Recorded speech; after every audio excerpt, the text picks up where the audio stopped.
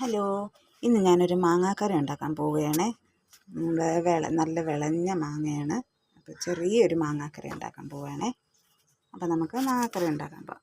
എൻ്റെ പൂപ്പി നോക്കി കിടക്കുന്നുണ്ട്. അങ്ങനെ എന്തൊക്കെയാണ് ഇവിടെ ചെയ്യുന്നതെന്ന് അറിയാൻ വേണ്ടി വന്ന് കിടക്കുകയാണ്. അപ്പോൾ നമുക്ക് മാങ്ങാക്കറി ഉണ്ടാക്കാം. മാങ്ങ ഞാൻ കട്ട് ചെയ്ത് വൃത്തിയാക്കി വെച്ചിരിക്കുകയാണ്. അപ്പോൾ നമുക്കിത് വേവിച്ചിട്ട് വരാം. അപ്പോൾ അതുകൊണ്ട് ഞാൻ മാങ്ങ നമ്മുടെ മഞ്ഞൾപ്പൊടിയും ഉപ്പും ഇട്ട് വേവിക്കാൻ വെച്ചു, തിളച്ചു. എന്നിട്ട് അതിലേക്കുള്ള അരപ്പിനായിട്ട് തേങ്ങ ജീരകം വെളുത്തുള്ളി എടുത്തിട്ടുണ്ട്. അതൊന്ന് അരച്ചുകൊണ്ട് വരാവേ. ആ മാങ്ങ പെട്ടെന്ന് വേവും കേട്ടോ. നമുക്ക് അരച്ചിട്ട് വരാവേ. നമ്മുടെ മാങ്ങ നന്നായിട്ട് വെന്തുടഞ്ഞ് കിട്ടിയിട്ടുണ്ട്. അപ്പം ഇതിലോട്ട് നമ്മുടെ അരപ്പൊഴിക്കുക.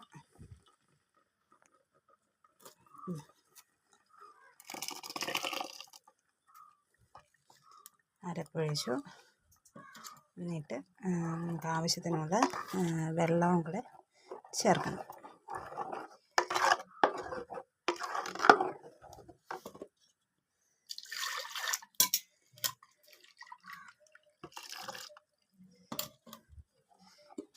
ഇതൊന്ന് തിളപ്പിച്ചെടുത്തിട്ട് ഇതിനകത്ത് കടുക് വറുക്കുകയാണ്. അപ്പോൾ നമുക്ക് തിളപ്പിക്കാൻ വയ്ക്കാം. അപ്പോൾ അതുകൊണ്ട് ഞാൻ നമ്മുടെ മാങ്ങാക്കറി നന്നായിട്ട് തിളച്ച് കുറുക്കി വാങ്ങി വെച്ചിട്ടുണ്ട്. ഇനി നമുക്ക് കടുക് വറുക്കാൻ ഞാൻ എണ്ണ ഒഴിച്ച് കേട്ടോ. ഇനിയിപ്പോൾ നമുക്ക് കടുകിടാം.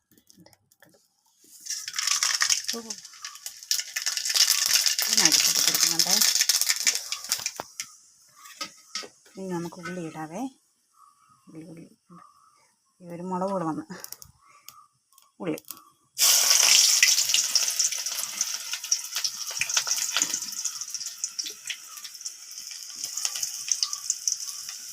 ഇട്ടു. ഇതിലേക്ക് നമുക്ക് വറ്റൽമുളക്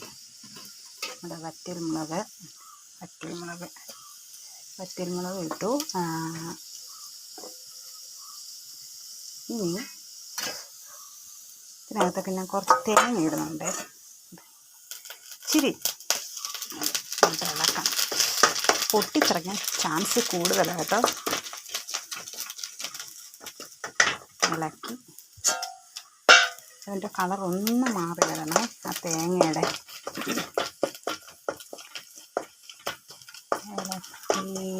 എടുത്തു. അപ്പോൾ തേങ്ങയുടെ കളറൊന്ന് മാറി വന്നിട്ടുണ്ട്.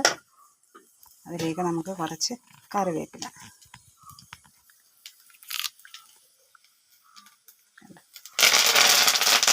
ഈശ്വരാ. അപ്പം നമ്മുടെ കറിക്കുള്ള താളിക്കൽ റെഡി ആയിട്ടുണ്ട്. നമുക്കത് ഒഴിക്കാം.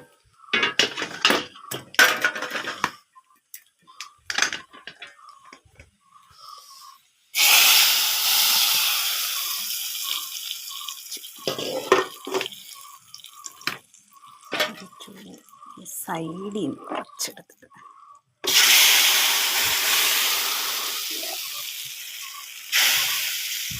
ഇങ്ങനെ ചെയ്യുന്ന ആരെങ്കിലും ഉണ്ടെങ്കിൽ പറയണേ കമൻറ്റിൽ.